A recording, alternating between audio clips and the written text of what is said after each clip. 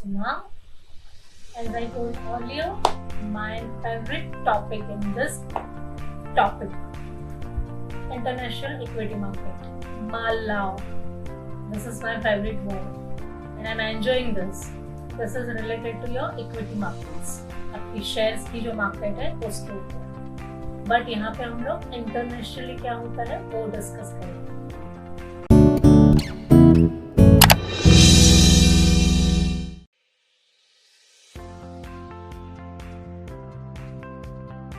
फंडा almost same ही रहता है. आपके फॉरेन इन्वेस्टर्स आते हैं सो वो इंटरनेशनल बन जाता है. If you are investing somewhere तो वो फॉरेन बन जाता है. FDI, FII ये वर्ड्स अगर आपने नहीं सुने हैं तो सुन लीजिए. Foreign direct investment, institutional investment. FII foreign institutional investment. Direct investors like you and me. Institutional investment जो मैंने आपको आगे बताए, बड़े बड़े इंस्टीट्यूशंस जैसे LIC यहाँ पे है, सेंट्रल बैंक ऑफ इंडिया यहाँ पर है, वैसे वहाँ पे भी रहते हैं insurance companies and all other companies who invest in other countries market, share market or stock market. That is your FII और foreign direct investment जो छोटे मोटे हम लोग जैसे रहते हैं retailers and everything. Even we can invest there. मैं तो इसमें से ही हूँ स्टॉक मार्केट से, तो मुझे पता है उसके फॉर्म्स, NRI के फॉर्म्स अलग हो जाते हैं, इंडिविजुअल के फॉर्म्स, इंडियन सिटीजन है उसके फॉर्म्स जो KYC फॉर्म्स रहते हैं वो अलग हो जाते हैं. This is on international equity market. Participation तो हो ही जाता है, वाइड वैरायटी ऑफ इन्वेस्टमेंट मिलता है, wide variety of participants, Indian, outsiders, foreign, institutional, direct investment. और वो भी कोई एक कंट्री का नहीं, बहुत सारी कंट्रीज के आते हैं. So there are variety. अगर हम जितने बाहर की इकोनॉमी वालों को अट्रैक्ट कर सकते हैं that is good for our economy. So that is your international equity market. Anybody of you, कोई ना कोई तो होगा ही ऐसा जो शेयर मार्केट में इन्वेस्ट करता होगा.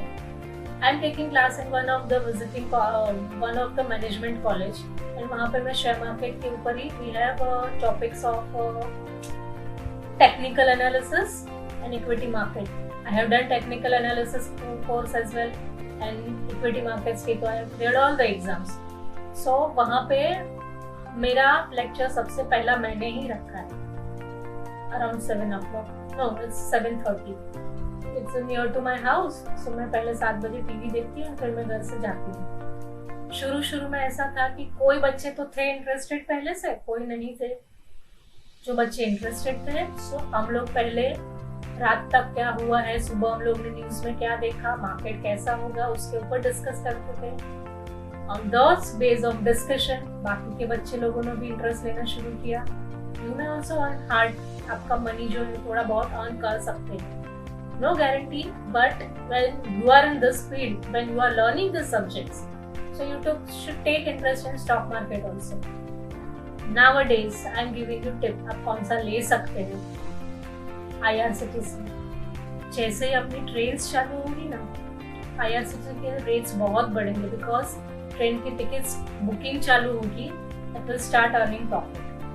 दिस इज द फंडा. दूसरा है L&T. L&T का प्राइस ऑलमोस्ट हाफ हो गया. It was around 1500, 1400. हाँ, अभी तो हाफ से ज्यादा हो गया है. आई बॉट, मेरे पास पहले वाले भी है, 700 की रेंज में खरीदे. So almost half price. And L&T constructions के लिए हमेशा उनको ऑर्डर्स मिलते रहते हैं. थर्ड जो है, you can buy Reliance. Every week और एक महीने में आपको 3-4 डील तो ऐसे मिल ही जाएंगी. रिलायंस ने बाहर की कंट्रीज के साथ, बिग कंपनीज के साथ, बाहर की MNC कंपनीज के साथ डील किया है, दे हैव स्टेक लिया है. सो डेफिनेटली रिलायंस आगे ही बढ़ रहा है. So this are the shares where you can do your trading, your investment, not सट्टा लिया और आज का आज बेच दिया वैसा काम.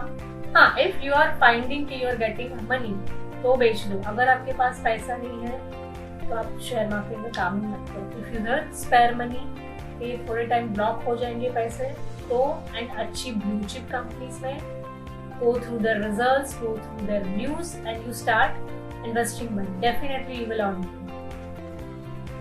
So ये तो आपका हो गया इक्विटी मार्केट का थोड़ा बहुत base. Now structure, trading practices and cost, ये क्या होते हैं यहाँ पे इक्विटी मार्केट में। सेकेंडरी इक्विटी मार्केट है जो मैं बात कर रही हूँ, स्टॉक एक्सचेंज है जहाँ से हम लोग खरीदते हैं। डायरेक्टली जब भी कंपनी से खरीदते हैं प्रेफरेंस शेयर्स, वो प्राइमरी मार्केट हो जाता है, but equity shares are secondary market. Shares के वैल्यूएशन जनरली फेस वैल्यू 2 रुपया, 5 रुपया, 10 रुपया होती है, बट शेयर्स इतना मिलता है क्या 2 रुपये 5 रुपए में, तो मेरे ख्याल से पूरी दुनिया खरीदेगी। बट उसका वैल्यूएशन जैसे मैंने आपको फैक्टर्स बताए, आपकी बैलेंस शीट क्या बता रही है, आपको प्रॉफिट क्या हो सकता है आपको इन द सेंस कंपनी को, on that basis you can invest और उसका शेयर का वैल्यूएशन होता है। जैसे मैंने आपको सबके एग्जांपल दिए, IRCTC उसका मैंने वैल्यूएशन 1600 से 1800 का बांधा है। क्यों?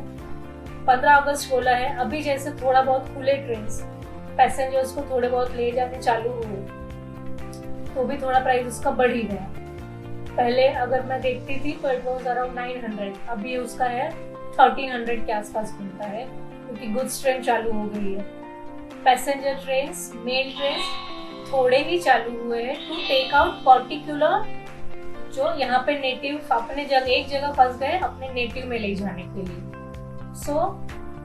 अभी उसका ट्रेडिंग प्रैक्टिस प्राइस कैसे रहता है, एक होता है मार्केट ऑर्डर, मतलब आप ऑर्डर देते हैं बाय करने का या सेल करने का, एक होता है मार्केट ऑर्डर, दूसरा होता है limit order. Market order, Reliance का भाव 1700 चल रहा है, फटाक से ले लो, मार्केट में जो भाव चल रहा है अभी का अभी ले लो, 1700 चल रहा है 1700 में ही ले लिया, that is called your market order.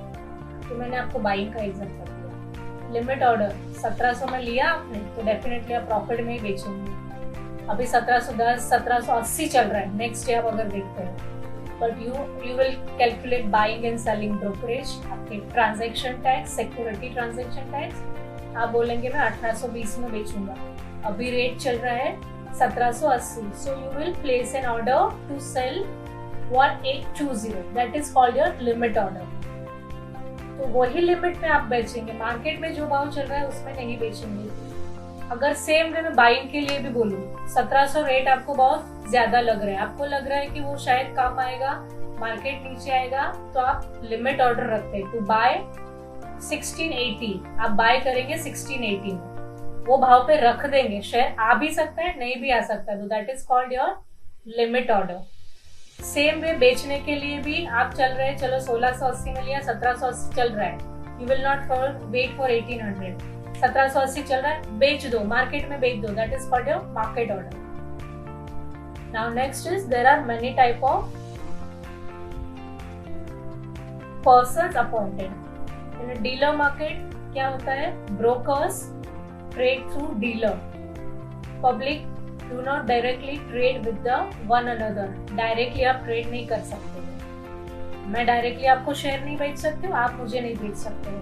There are traders और द डीलर्स, सो जैसे एंजल ब्रोकिंग है, मोतीलाल ओसवाल है, there are banks who are also the brokers और द एजेंट, आप उनके थ्रू ही बेच सकते हैं, डायरेक्टली मैं और आप मिलके शेयर्स के एक्सचेंज नहीं कर सकते, सो that is called your dealer market. Over the counter market, that is your dealer market, मतलब एक मिडलमैन हो जाता है, डीलर हो जाता है। एजेंसी मार्केट, अगेन जो मैंने आपको पहले बोला, डील ब्रोकर्स रहते हैं, Motilal Oswal, angel broking, through them you can bye और सेल योर इक्विटी शेयर्स।